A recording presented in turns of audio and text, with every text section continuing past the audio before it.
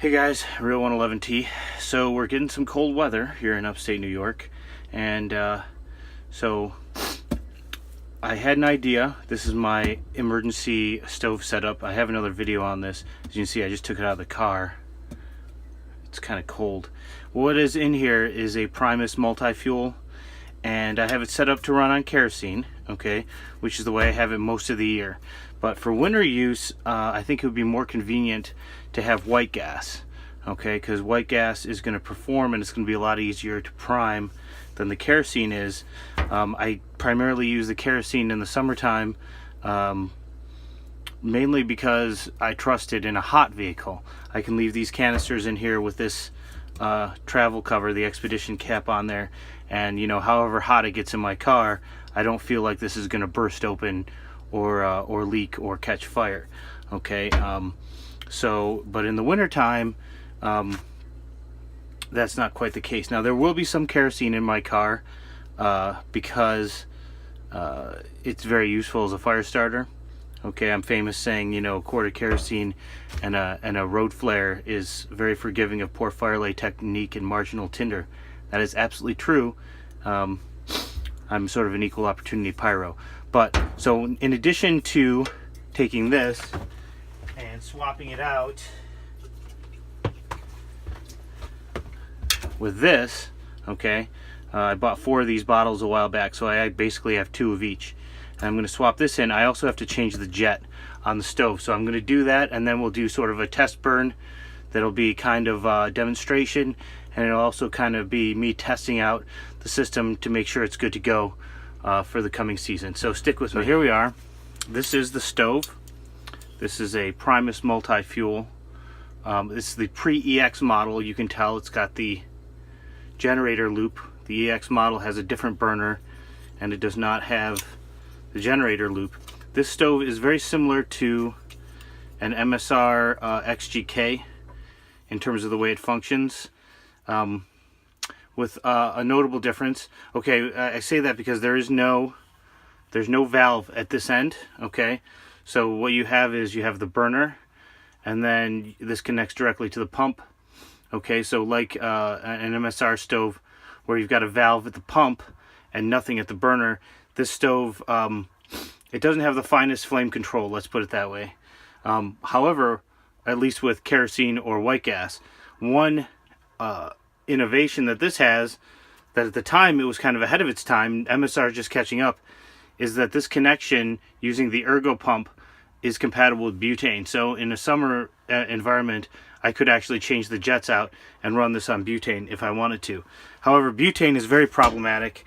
If you have a stove for your emergency kit that runs on butane, in the summertime it's downright hazardous to keep the fuel in your car when you're not in it, basically. And then in the wintertime, if it gets down to, much below freezing ambient temperature, good luck getting it lit. So it's not going to work for you either way, basically. If you get to a situation where it gets 120 degrees in your car and you have one of those things let loose on you, hopefully you're not in the car at the time, but, So basically what I have in here, inside the bag, there's this little pouch. And in the pouch we've got some service items. This one has the extra jets in it, and it has some lube for the pump. It has an extra pump leather and some just general rebuild parts. And the tools are in here. And let me show you what the stove came with and what I put in here. Oh, I guess that was open. Alright, so this stove came with a very austere set of tools. These are the tools that it came with. This is, I don't know if you can even see, this is the cleaning needle, okay? It's really a tiny piece of wire that's melt fitted into this kind of plastic handle. And this is the wrench that it came with, which gives you tools to take the burner apart. And ostensibly this hex bolt here, hex driver here, is supposed to help you change the jet. I'm not exactly sure how you would do it. It would be very fiddly. You'd have to basically take the whole burner out of the housing to do that. And it's not supposed to be that major an operation. So what I invested in the OmniFuel tool, which has a needle, okay, and it also has the driver, but instead of having to come in from the side like this one does, on a burner that is meant for it to go down the middle. All I have to do is pop the flame spreader off and I can pull it out. So let me get the thing popped off and we'll take a look at the jets. So I have removed the spreader plate, and you see down in here we've got our jet. Let's stick this down in here. Do not take much effort at all. Almost. Hopefully I'm keeping this in frame. I don't know. Alright. Almost. And there we have it. I don't know if we're going to be able to read what's written on here. Mm.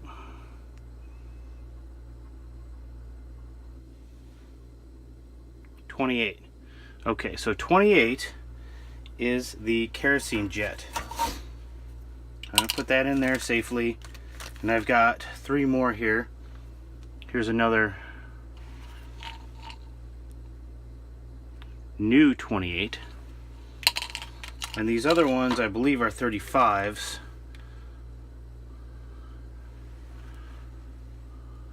Yep. And the 35 is the one that we want for this stove for white gas. So put this back in here. Hello, Leslie. And then just gonna put her back in here. Not the best tool in the world. I think I have to tighten her up. Yeah, for sure. This needs to be, the tool itself can be made to be stiffer. But this is something that I'm going to save myself. If I had to use this in an emergency, this would save me some fiddly work. Okay. And that 35 jet is now in place. So let me reassemble this. Here, I'm going to take the opportunity to examine my pump leather. You see a little bit of there's like flecks of aluminum from the pump body. Let me see if I can get that to focus. If you look at the leather, there's some flecks of aluminum on there.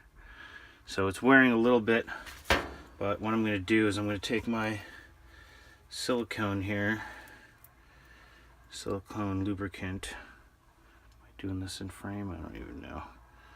I'm going to spread a little around on there. Nice and gooey. Yep. Just get that all nice and wetted up. You can use all kinds of stuff for that. You can use 3-in-1 oil. You can use vegetable oil. You could use spit if you had to. Let me see here. It's always tricky to get it to go in. Yeah, that's a nice solid pump. Nice, good resistance. Everything is as it should be with this pump. I've had a couple issues with this style ergo pump, but this is really a decent pump. It's designed to work, basically. I had a problem with one of them where the shaft wasn't bonded properly to this piece, but Primus replaced it. This is an older one. You can tell the newer ones, this part down here is red. So yeah, let's take it out and give it a test. Right, we got her all set up here. I got the fuel tank pressurized, and the thing to look for at this point is, are there any leaks along here? Don't seem to be. So now I'm going to prime it. I'm going to open up. Let's see, I don't know how well you're going to see this, but okay. Alright, so we primed with our white gas.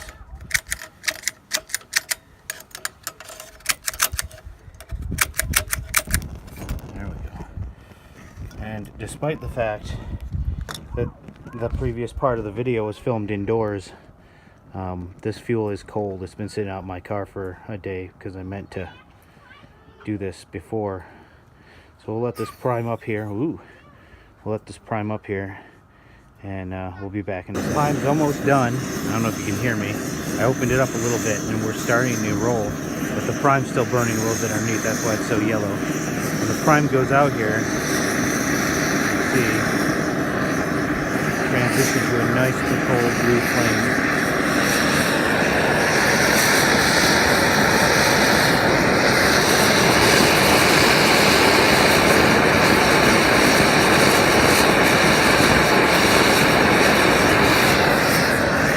Some of that soot burning off there.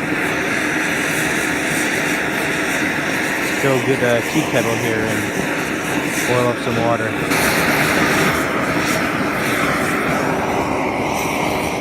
Now, if I was really interested in being miserly out here, I would definitely use the windscreen. But this is just sort of a test. Everything seems to be running just right. And that priming process that we saw was a lot easier than it would have been with kerosene. So I'll be back in a second.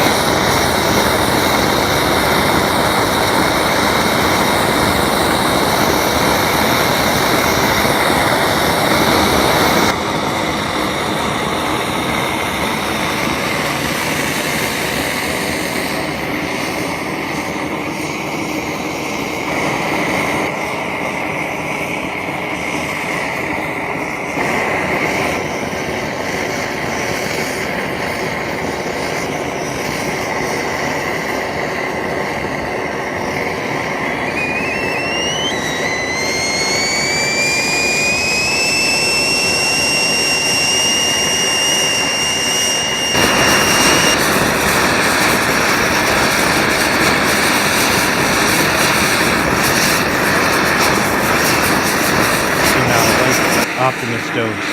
This has the on-off on the fuel bottle, so what I'm going to do is I'm going to rotate this to the off position, and it's kind of fiddly. You have to make sure that this doesn't roll one way or the other. This has to be off. Now what's going on now is that pump shaft is sticking up out of the fuel, and we'll see here in a couple of minutes, well, maybe a little less, that it'll drain the fuel line all the way to the burner, and then it'll go out.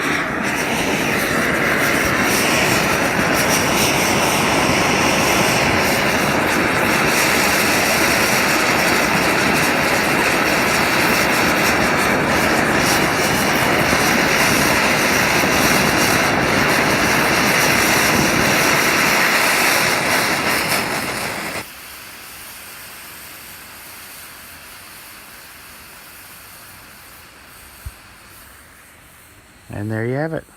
This is a good test of the emergency stove. Thanks for watching.